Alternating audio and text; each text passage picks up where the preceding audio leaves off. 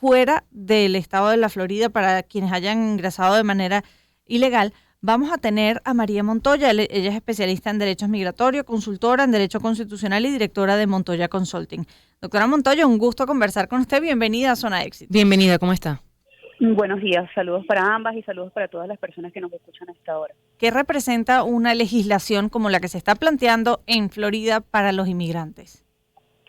Restricciones severas que no van a permitir el libre desenvolvimiento de las personas migrantes que estén en Florida, sobre todo cuando sabemos que el año pasado hubo una gran afluencia de migrantes que se les permitió ingresar a territorio americano a través de las fronteras sur y norte de Estados Unidos.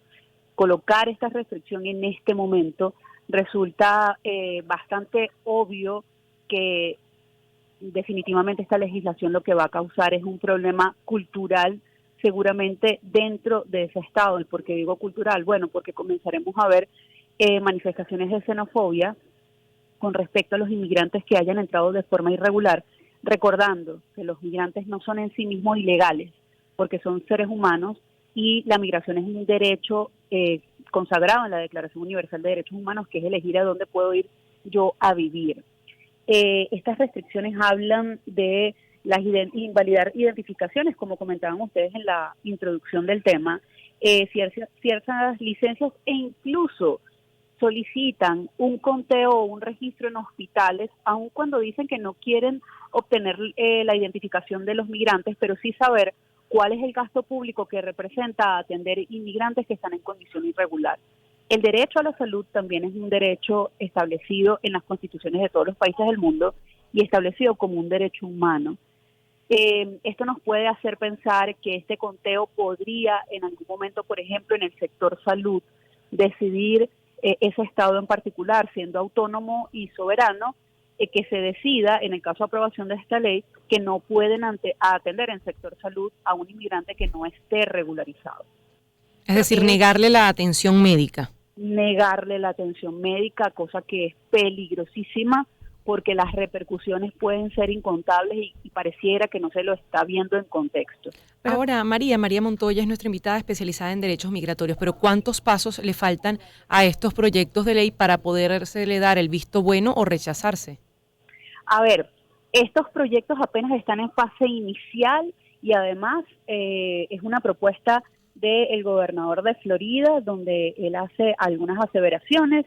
El señor DeSantis, pues Ron DeSantis, tiene próximamente de cara unas elecciones el año próximo, donde él pretende incluirse como participante a la presidencia de Estados Unidos, y hay muchos detractores de la migración.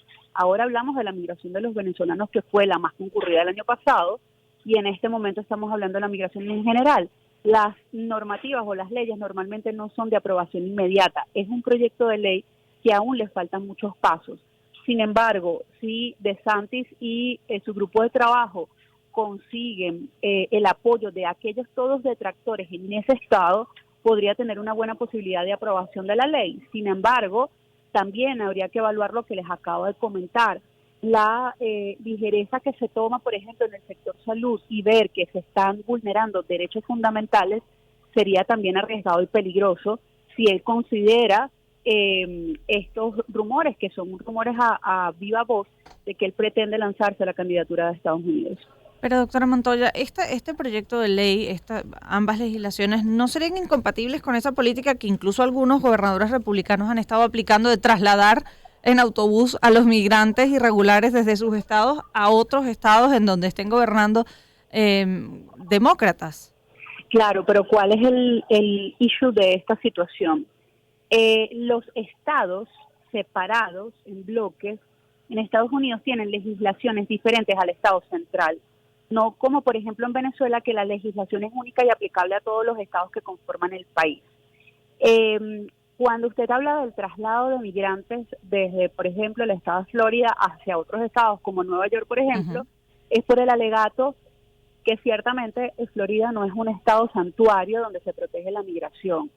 Y también allí hay una controversia netamente política donde indican que si la contraparte, si está a favor de la migración, bueno, entonces recíbela tú que si estás a favor de ella. El haber impuesto una medida, un alivio migratorio como el parol humanitario, donde primigeniamente lo que hicieron fue evitar el uso de pasos no autorizados, arriesgando la vida de los migrantes como fue el tapón de Darién, y permitiendo una migración más organizada, más planificada, donde las personas lleguen de manera regular a Estados Unidos, fue una medida asertiva. Algunos también son detractores de ellas, pero tenemos que estar conscientes que bajó muchísimo el porcentaje de venezolanos que ingresaban a Estados Unidos porque venían de atravesar 8 países. Claro, pero baja no porque no quieran, sino porque el parol lo que hace es que quienes pueden migrar son los que tienen posibilidades económicas. Ese es la gran diferencia. Tiene quien avale por ellos. Tienen quien avale por ellos. La migración no se va a detener. Y no hablo solo de la migración venezolana que data desde el año 1983, sino la migración en general, porque el mundo ha sido construido en base a migraciones o movimientos humanos. Pero en este punto en específico, lo que comentaba, fue un alivio migratorio, sí, no todo el mundo puede acceder a él, sí. ¿Esto va a detener la migración? Lamentablemente no, solo que vamos a ver números más pequeños considerándolos o comparándolos con lo que sucedió en el último trimestre del año pasado. Pero ¿qué abarca entrar de manera irregular? Las personas que llegaron con visa de turista y se quedaron, ¿también entran en esa condición de migrantes irregulares? Por supuesto. Hay muchísimas personas que tienen la visa de turista y simplemente entran a Estados Unidos, esperan a que ésta se venza y luego solicitan el asilo. ¿Cuál es el asunto con el asilo? Estuvo detenido durante muchos meses, desde el 12 de octubre, cuando se impuso lo del parol humanitario, para evitar que aquellos migrantes que trataran de cruzar la frontera para Estados Unidos se plegaran al asilo político. Entonces, estos que entran por vía aérea y que simplemente son turistas y que en su pasaporte le estampan el tiempo de estadía, que son 6 meses, al vencerse van a tratar de aplicar el asilo.